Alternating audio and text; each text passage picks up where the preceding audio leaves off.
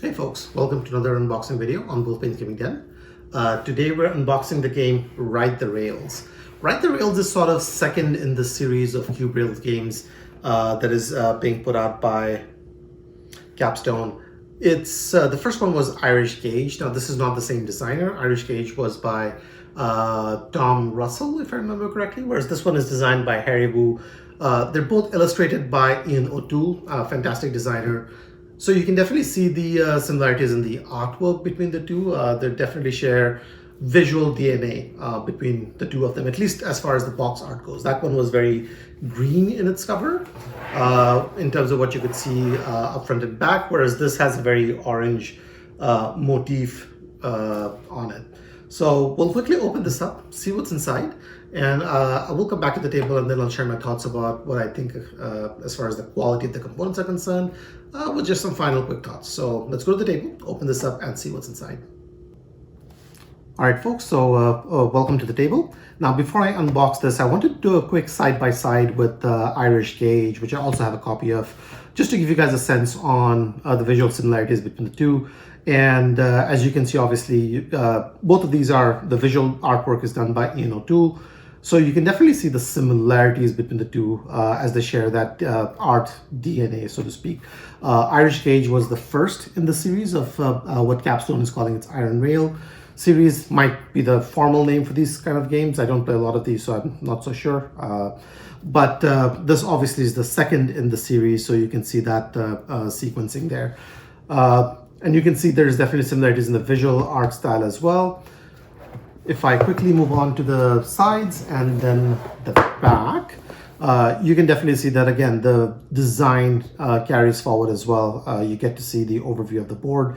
There are hexagonal locations in Irish Gauge. I expect similarities with maybe this is a little bit of a bigger map because you have the whole of the US on it, whereas this was sort of like more of a vertical map with Ireland drawn on it. So I'm not going to do more on this, but I just quickly wanted to give you guys a sense on the comparison between the two. So let's put this aside for now and let's crack open into this one. So generally speaking, I prefer the green on Irish Gauge, but that's just my personal preference as far as the color goes. This definitely has a lot more of a fall theme to it.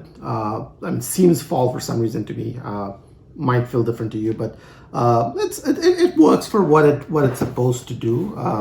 Again, visually very functional, tells you exactly what you need to know in terms of the game and all of that stuff. We'll have a look at the components, but I'm just looking for the player count and timing on this one. And am I just completely blanking on it? I don't see this. Oh, there we go. Sorry, never mind.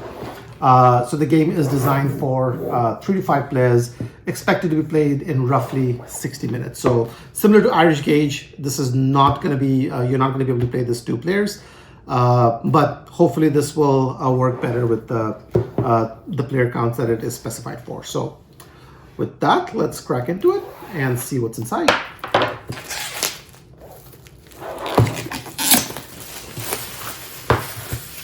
All right, so there we go. We'll open it up. Now the texture of the box and everything feels very similar to Irish Gauge.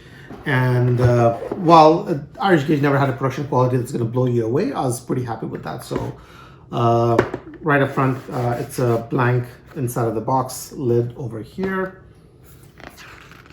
Now, this is interesting because it's very similar to what we had found, or what you would find in Irish Gauge as well. It's a rule sheet with just a single page. So basically front and back, no more pages. Irish Gauge was a game that definitely sort of like had its depth come out of the strategic decisions you take as opposed to the mechanics of the game. I'm assuming that this follows a somewhat similar philosophy just based on what I can see here. Now the font size might be small, but still 1 page is 1 page. So it seems like it's going to be a game that's easy to pick up and learn, yeah. So let's now put this aside and crack into what's inside the box. And it looks like we have one giant, lots of fold game board. I'm just going to move this to the side. We'll have a look at this and then we'll come back into the board because I feel like I'm going to need empty space to be able to put that out. These, if you've seen the components in Irish Gauge, or if you're familiar with it, this will feel very familiar. So these are train tokens. These are wooden pieces, all of these. These are markers of sorts, which I guess you'll be using over the course of the game. These are small train pieces, which I would not be surprised if it is literally the same wooden pieces you find in Irish Gauge. In fact, I'm pretty certain it is. But it does seem like that you have small wooden pieces or small wooden meeples in here. So I'm not sure what these do, but that's there. Let's have a look at and see if there's any other kind of pieces that we're perhaps missing on this one. There are hexagonal pieces, so more different wooden pieces that are coming up. I'm gonna grab a handful just like that and see if there's anything else we wanna maybe look at, but I don't think there is. So you have hexagonal pieces, circular cylinders.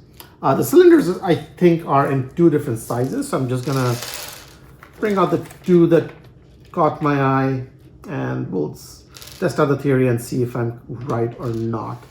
So yeah, this is smaller, this is larger. So breaking news, there are two different kinds of cylinders. And again, standard wooden piece. I'm not going to go through the rest of it. That's there. These look like cards of sort. Let's see what it is.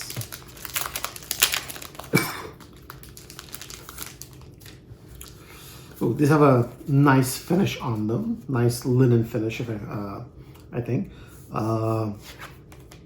These might be for the different companies, perhaps, that the game comes in, or these might be individual player boards. Now, there is 5 of them, so these could be the player boards. In fact, why don't we just quickly check the rule book and see what the rule book, quote unquote, says. 5 player boards. So these are not company boards, these are other player boards. So you're going to hand one of these out to each players and use them. So there you go. That's there. Now we'll quickly move all of these to the side because I do want to unwrap the game board so that we can have a look at it together. Just gonna take a minute, folks, and do this.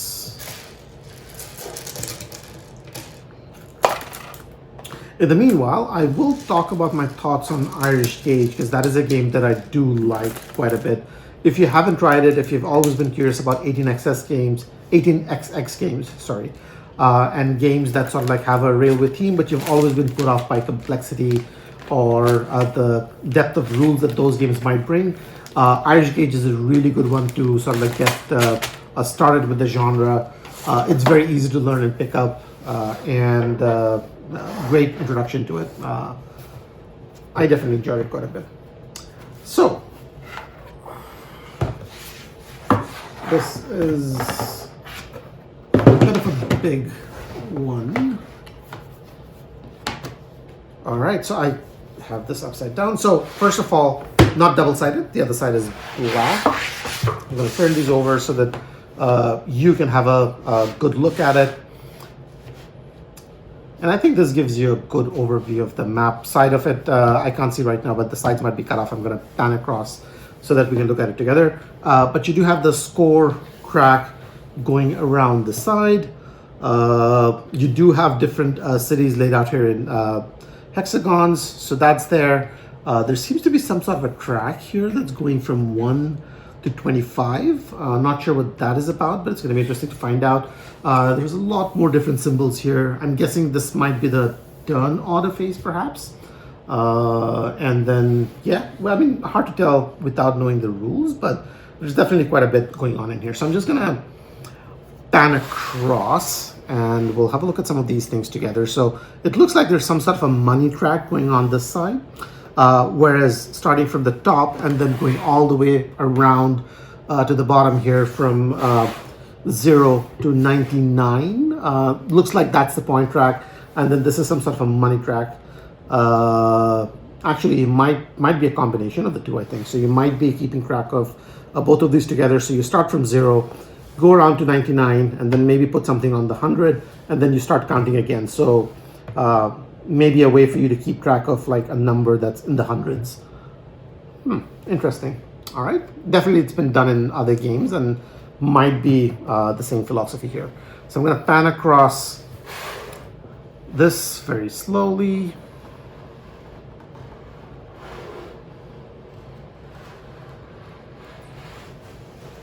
Yep, and then that hopefully gives you a sense on everything that's in the board itself. So yeah, that is it. I think we're done with all the components in the game. Let's quickly go back to the table and I'll share my thoughts on what I think about it. All right, folks, so that was the unboxing for Ride the Rails. As I mentioned earlier on, there's definitely a lot of similarities in terms of the production, in terms of the artwork with Irish Cage. You could see this game, you know, having known what the other game looks like and automatically say, are these related? So it's definitely there. I don't know how similar the gameplay is going to be at the end of the day. That's something I'm definitely interested in finding out.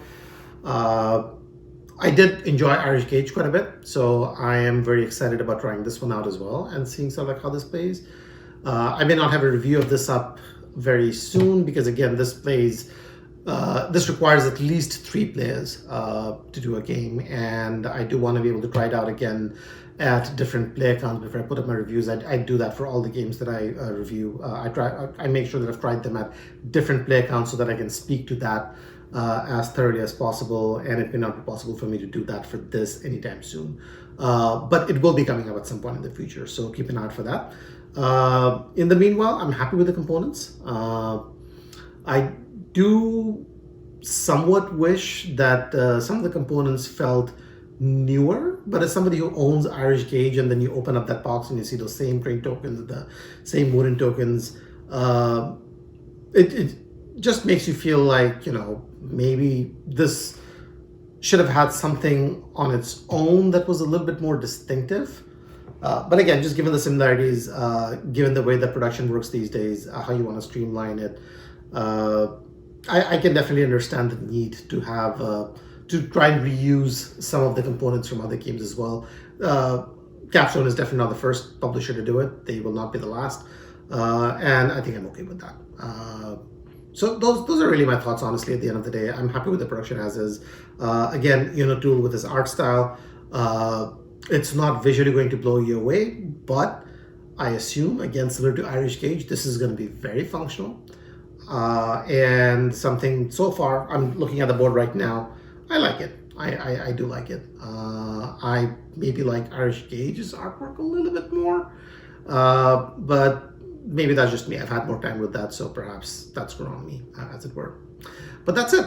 That's the unboxing for Ride the Rails by Harry Wu and published by Capstone Games. So if you have any thoughts, comments, suggestions, please feel free to leave them down below, and I'll get to them as soon as I can. In the meanwhile, I have a whole bunch of other videos coming up for you guys soon, so keep an eye out for those.